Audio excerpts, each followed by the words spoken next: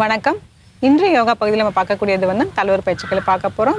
தொந்திக்காக வந்து குறைக்கிறதுக்காக வந்து நம்ம வந்து தலவர் பயிற்சிகளாக பார்க்க போகிறோம். பகுதி 2. ஏன்னா எப்படி பண்ணுறதுன்னு பார்க்கலாம் வாங்க. பயிற்சி 1 பண்ண போகிறோம். தண்டாசனால உட்காந்துட்டு முதுகு தண்டை நேரம் ஆக்கிக்கோங்க. ஆழ்ந்த மூச்சு உள்ளே இழுத்து வெளியே விடலாம். இப்போ நம்ம பண்ணுறது எல்லாமே நம்மளோட வயிற்று பகுதிக்காக சேர்ந்து செய்கிறோம்.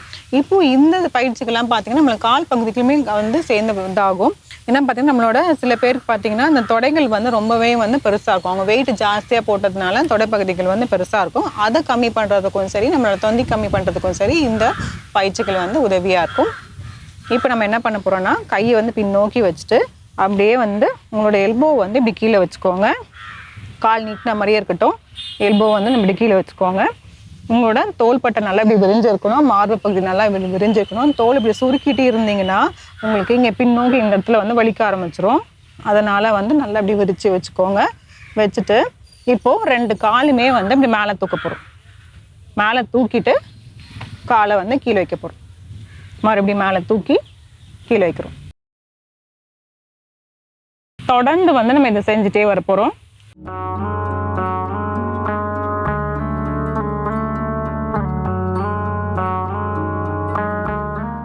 ஆழ்ந்த மூச்சு உள்ளே இழுத்து வெளியே விடலாம். இந்த பயிற்சியில் பார்த்தீங்கன்னா நம்ம காலை மேலே தூக்கிட்டு கீழே வந்து அந்த கால் வேகமாக தான் வரும். நம்ம தான் கொஞ்சம் கண்ட்ரோல் பண்ணிவிட்டு அதை வந்து நம்ம பொறுமையாக கொஞ்சம் கீழே கொண்டு வரணும். அப்படி இல்லைன்னா இதில் இன்னொரு வேரியேஷன் வந்து என்ன பண்ணலாம் அப்படின்னு பார்த்தீங்கன்னா காலை மேலே தூக்கிட்டு அப்படியே பாதி வரைக்கும் தான் வரணும். மறுபடியும் மேலே. இதுக்கும் அதுக்குமே வந்து நிறைய வித்தியாசம் இருக்கும். எப்படின்னு பார்த்தீங்கன்னா நம்ம காலை முழுமையாக தூக்கிட்டு கீழே வைக்கிறதுக்கும் காலை மேலே தூக்கிட்டு பாதி இதில் வச்சுட்டு மறுபடியும் மேலே தூக்கும் போது பார்த்தீங்கன்னா உங்களோட வயிறும் சரி உங்களோட தொடைப்பகுதியும் சரி ஒரு நல்ல வைப்ரேஷன், அதாவது ஆடுற மாதிரியே இருக்கும். அதுலேயே பார்த்தீங்கன்னா உங்களோட எக்ஸ்ட்ரா சேர்ந்துருக்கிற அந்த வந்து கொழுப்புலாம் வந்து எல்லாமே வந்து உங்களுக்கு கரைஞ்சிரும். அதுக்காக தான் வந்து நம்ம இதை பண்ணுறோம்.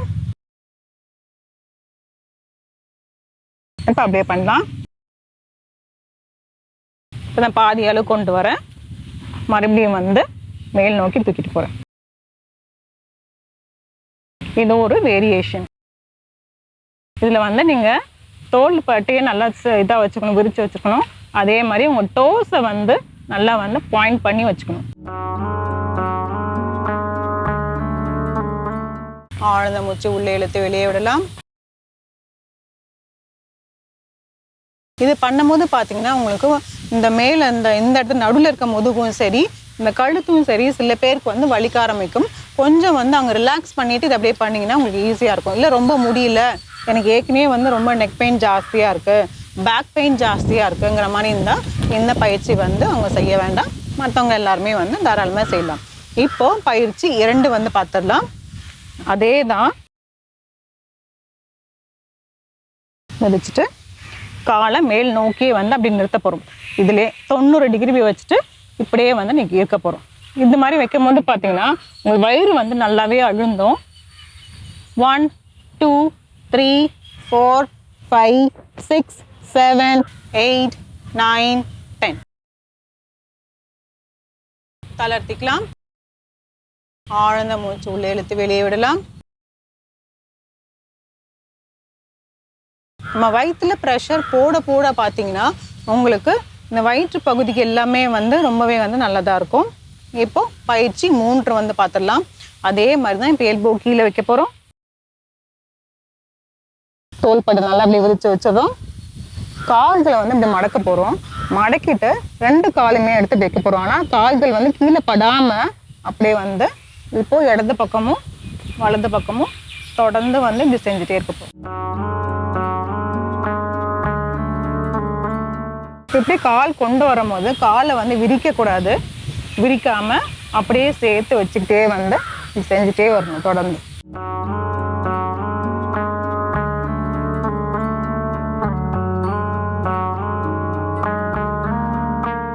தளர்த்திக்கலாம்.